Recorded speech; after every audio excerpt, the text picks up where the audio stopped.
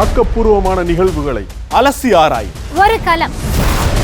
RDX திங்கள் முதல் சனிக்கிழமை வரை இரவு 7 மணிக்கு.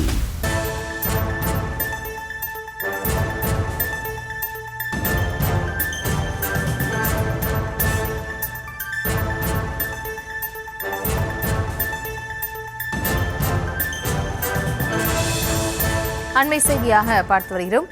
கொள்முதல் செய்யப்படும் நெல் குவிண்டாலுக்கு 3500 ரூபாய் கொடுத்து வாங்க வேண்டும் என்று தமிழக அரசுக்கு அன்புமணி வலியுறுத்தியிருக்கிறார். அந்த அண்மை செய்திகளை பார்த்து வருகிறோம். மேலும் விவரங்களோடு இணைக்கிறார் எமது செய்தியாளர் ராஜேஷ். ராஜேஷ், வணக்கம். மேலும் விவரம். பிரியங்கா, வணக்கம். பாமக தலைவர் அன்புமணி ராமதாஸ் நடைபயணத்தை மேற்கொண்டிருக்கிறார். அந்த வகையில் தஞ்சாவூர் மாவட்டம் திருப்பனந்தாள் வட்டத்துக்கு உட்பட்ட குறிச்சி நெல் கொள்முதல் நிலையத்தை பார்வையிட்டு அவர் அங்க இருக்கக்கூடிய விவசாயிகளிடம் பல்வேறு குறைகளை கேட்டறிந்தார்.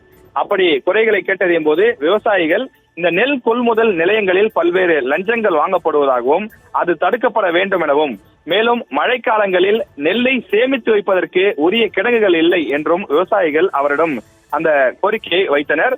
அவற்றை சரி செய்வதற்கு உரிய நடவடிக்கைகளை தான் எடுப்பதாகவும், மத்திய மாநில அரசுகளிடமிருந்து உரிய அழுத்தத்தை கொடுத்து நிறைவேற்றி கொடுப்பதாகவும் வாக்குறுதி கொடுத்தார். மேலும் விவசாயிகளிடம் பேசிய அவர், தற்போது விவசாயிகளுக்கு வழங்கக்கூடிய அந்த ஊக்கத்தொகை என்பது போதுமானதாக இல்லை. தமிழக அரசு மிக குறைவாக, அதாவது 131 ரூபாய் மட்டும்தான் ஊக்கத்தொகையாக வழங்கி வருகிறது. அது போதுமானதாக இல்லை. நம்முடைய அண்டை மாநிலமான ஒரிசாவில் ஒரு குவிண்டால் நெல்லுக்கு 800 ரூபாய் கூடுதலாக வழங்கப்படுகிறது. அதுபோல நம்முடைய விவசாயிகளுக்கும் ஒரு குவிண்டால் நெல்லுக்கு 1000 ரூபாய் ஊக்கத்தொகையாக கூடுதலாக வழங்க வேண்டும்.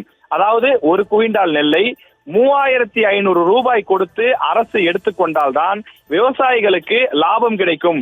இல்லை என்றால் அவர்களுக்கு லாபம் கிடைக்க வாய்ப்பே இல்லை.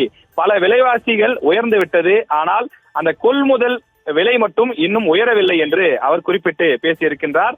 அது மட்டும் இல்லாமல் தமிழகத்தில் மொத்தம் 3500 நெல் கொள்முதல் நிலையங்கள் இருப்பதாகவும், அவற்றில் சுமார் 2500 நெல் கொள்முதல் நிலையங்கள் டெல்டா மாவட்டங்களில் மட்டும் இருக்கின்றது. ஆனால் அதில் எந்த விதமான அடிப்படை வசதிகளும் இல்லாமல் இருக்கின்றது. மழை வந்தால் அந்த நெல் மூட்டைகள் நனைந்து விடுகின்றது. அவற்றை பாதுகாத்து வைப்பதற்கு உரிய வசதிகள் இல்லை என்றும் அவர் தெரிவித்தார். மேலும் தமிழகத்தில் ஒரு வருடத்திற்கு 120 லட்சம் டன் நெல் சாகுபடி செய்யப்படும் நிலையில் அதில் வெறும் 48 லட்சம் டன்னை மட்டும்தான் தமிழக அரசு கொள்முதல் செய்கிறது.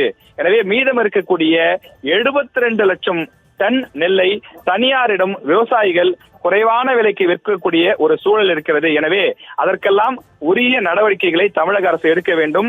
விவசாயிகளிடமிருந்து இன்னும் கூடுதல் நெல் மூட்டைகளை அதிக விலை கொடுத்து எடுக்க வேண்டும் எனவும் அவர் கோரிக்கை வைத்திருக்கிறார்.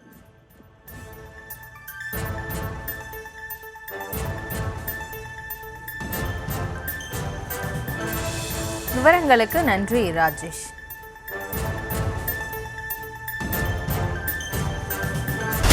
ஆக்கப்பூர்வமான நிகழ்வுகளை அலசி ஆராய் ஒரு களம். RDX திங்கள் முதல் சனிக்கிழமை வரை இரவு 7 மணிக்கு.